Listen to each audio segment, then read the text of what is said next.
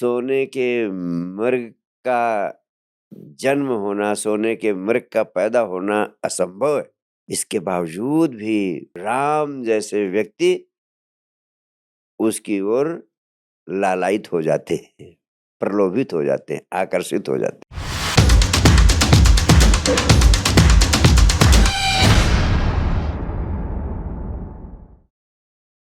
राम रावण युद्ध का प्रारंभ होता है सीता अपहरण से, जब माता सीता जो लक्ष्मी का अवतार हैं, स्वर्ण हिरण के लोभ में आकर श्री राम को उनके पीछे भेज देती हैं और उसका रिजल्ट होता है सीता अपहरण। तो यह स्वर्ण हिरण जो माता सीता जो लक्ष्मी का अवतार हैं, जो पतिव्रता हैं, जो सात्विकता की पराकाष्ठा हैं, उन्हें वह स्वर्ण हिरण लुभा ले गया। तो ऐसे स्वर्ण हिरण क्या हमारी जिंदगी में भी आते हैं? क्या ये स्वर्ण हिरण असली हैं या हमें भ्रम हो जाता है जैसे माता सीता को हुआ? निस्संदेह स्वर्ण मृग तो मात्र एक भ्रम की अवस्था की विराट घटना है। इसीलिए महर्षि वाल्मीकि ने रामायण में कहा है, असंभवम हेम मृगस्य जन्म तथापि रामो लुलुभे मृगाय। सोने के मृग का जन्म होना, सोने के मृग का पैदा होना असंभव है।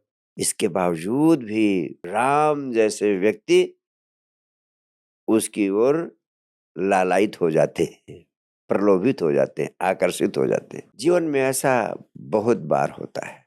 कभी-कभी कुछ चीजें इतना आकर्षक होती हैं कि उनका आकर्षण व्यक्ति के विवेक को पीछे कर देता है और विवेक शून्य अवस्था में व्यक्ति उस आकर्षण के पीछे दौड़ पड़ता है।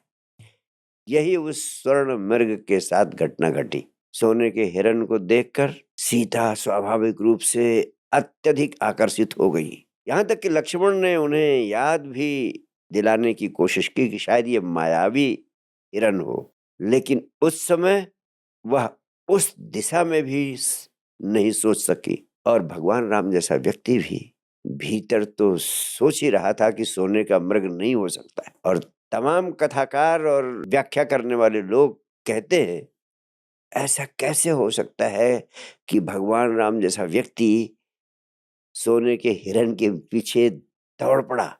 निस्संदेह एक बड़ा महत्वपूर्ण बिंदु इस संबंध में कहना चाहूंगा।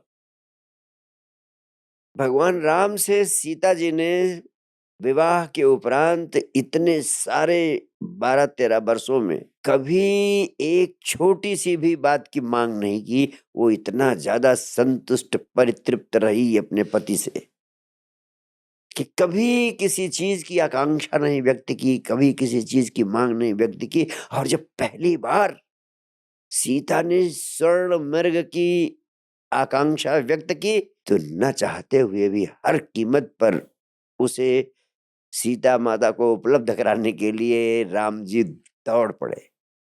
संभवतः सीता के प्रति उनके प्राणों में जो गहन प्रेम का भाव था, वही सोने के मृग के पीछे दौड़ने के लिए उन्हें विवश कर दिया।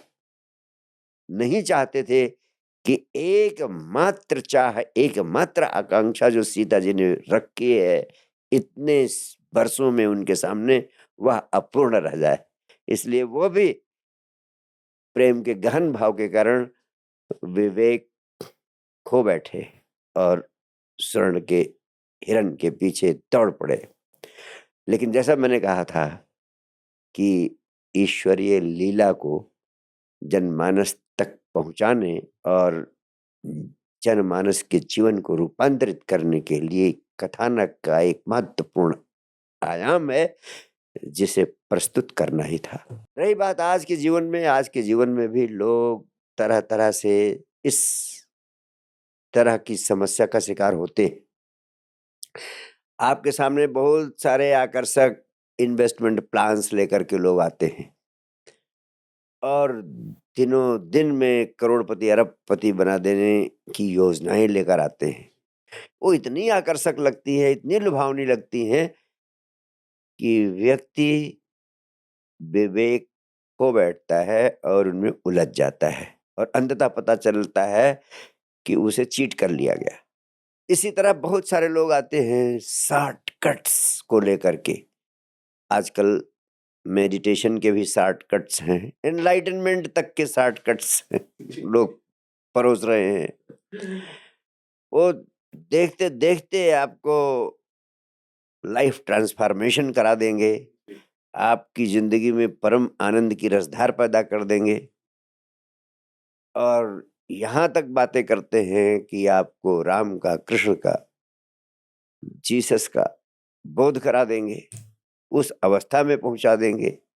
लेकिन जब भी आपको इस तरह के बहुत ही अतिशय आकर्षक प्रलोभन मिले, तो वहाँ ज़रूर ठहर जाना, एक बार पुनर्विचार करना, उस चीज़ को गौर से देखना, तब तुम पाओगे कि निश्चित रूप से ये चीज़ें मात्र धोखा है। वैसे ही धोखा है जैसे स्वर्ण का हिरन धोखा सिद्ध होता है, वैसे ही ये सारी चीज़ें, सारे शॉर्टकट और एक्स्ट्रा ऑर्डिनरी एलोरमेंट्स अंततः झूठे और धोखे होते हैं।